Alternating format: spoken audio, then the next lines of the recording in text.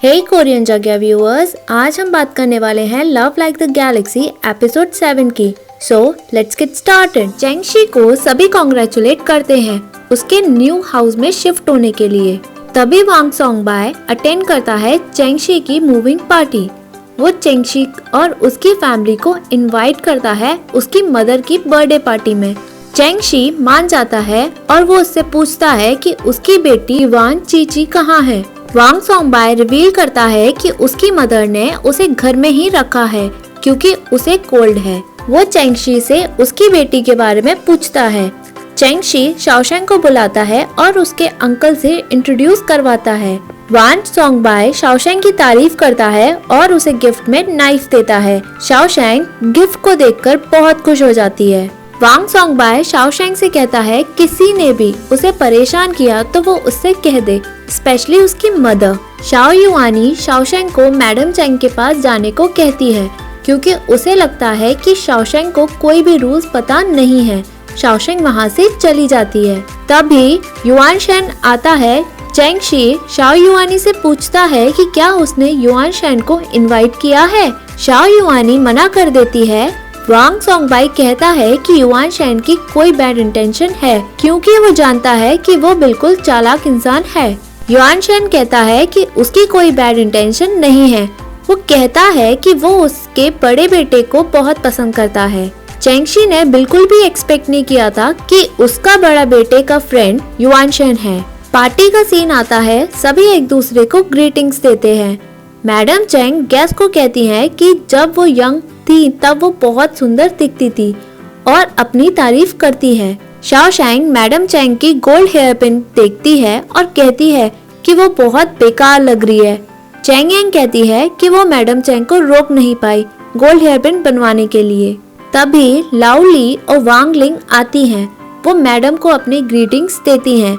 वांग लिंग बताती है कि वो यहाँ नहीं आना चाहती थी बट उसके फादर फ्रेंड हैं अंकल चेंगशी के, इसलिए वो यहाँ आई है। मैडम चेंग भी स्माइल करती है और वो चेंग यांग को अटेंड करने को कहती है।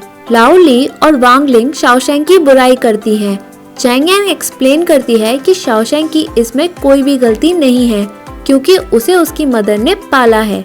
वांग लिंग कहती है कि वो यहाँ सिर्फ युआन शेन के लिए आई है। युआन शेन आता है और मैडम चेंग को अपनी ग्रीटिंग्स देता है। जैसे ही वो मुड़ता है वो शाओशेंग को देखता है।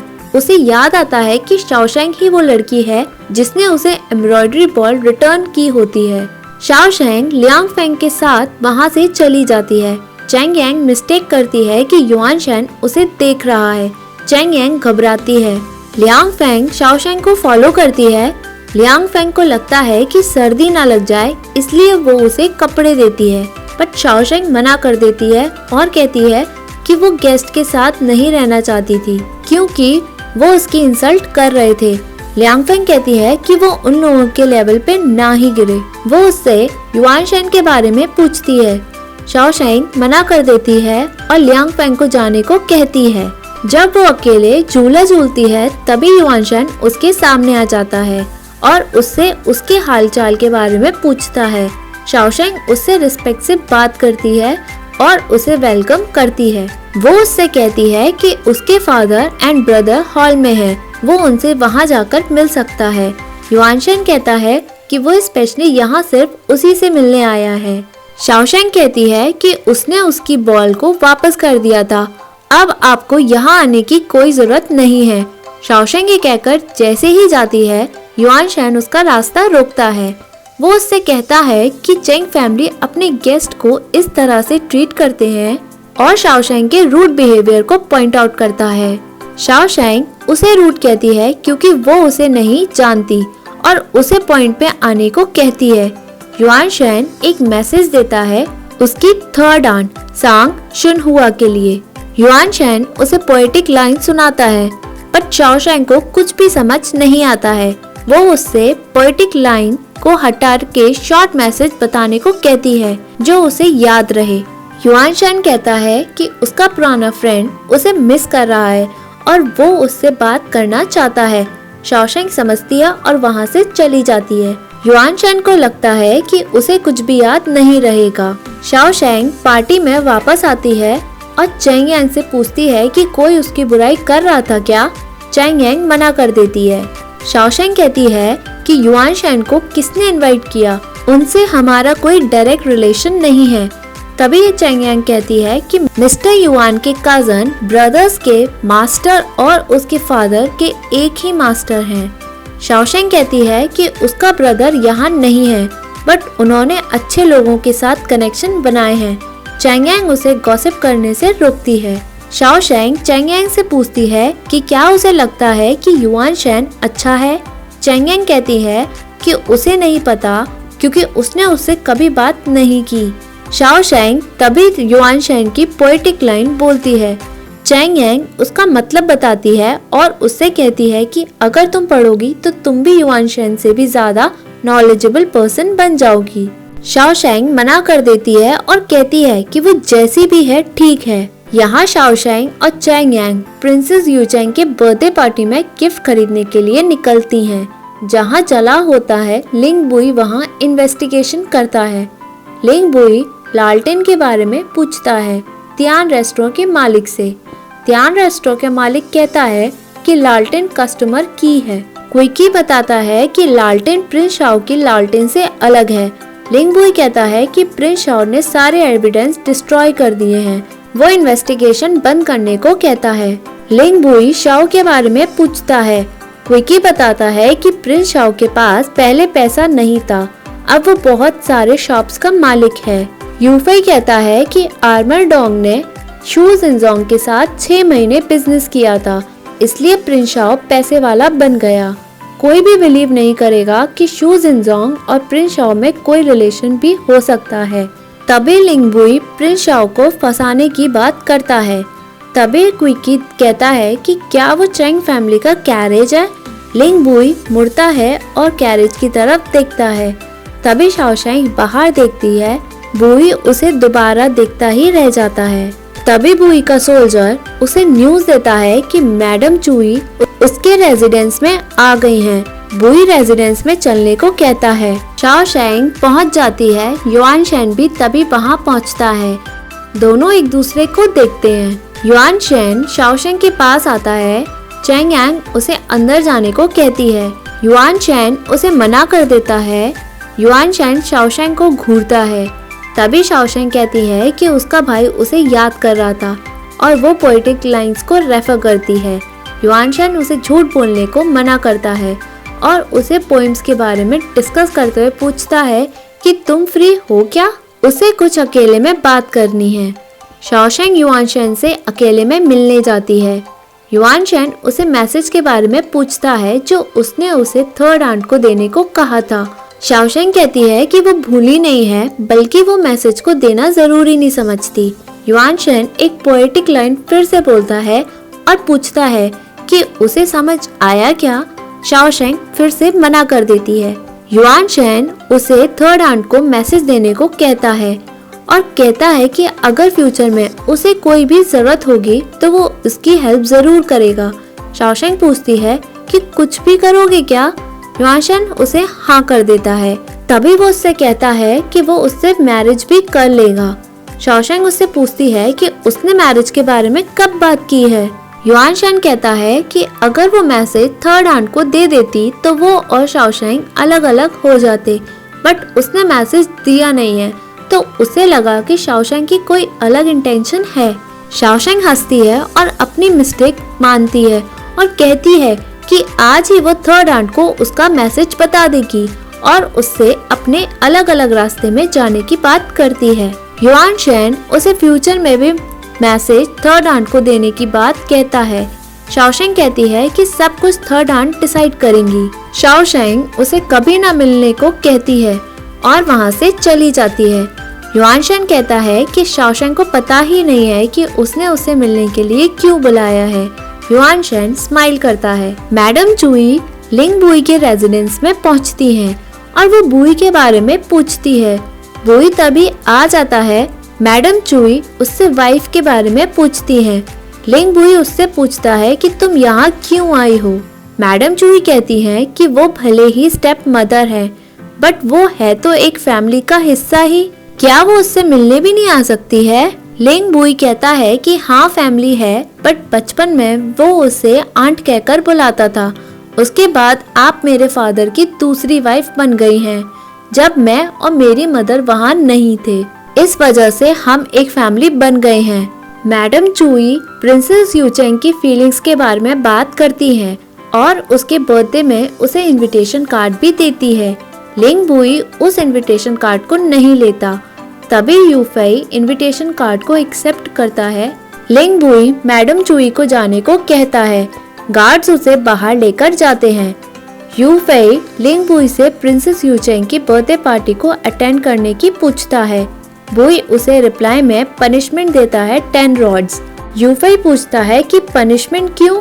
तभी क्विकी बताता है कि बिना पूछे बुई की किसी भी चीज को टच नहीं करना चाहिए। यूफेई रिग्रेट करता है। युआन चैन मिस्टर यांग के पास जाता है। मिस्टर यांग उसे अपनी सिस्टर की मैरिज की बात उससे करता है और वो उसे अपनी सिस्टर को बेस्ट बताता है। युआन चैन उसे एक लेटर देता है और कहता है कि उसने लेटर में मिस्टेक की थी, वो उसने सही कर दी है और वो उससे अपनी पढ़ाई में ध्यान रखने को कहता है।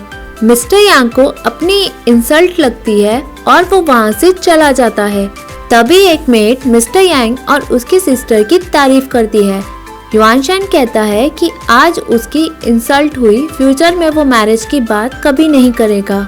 मेट उससे शादी की पूछती है। युआन चैन कहता है कि शादी की क्या जरूरत है, उसके पेरेंट्स 20 साल तक एक साथ रहे, वो एक दूसरे से अब बात भी नहीं करते, इसलिए वो अकेले रहना पसंद करेगा।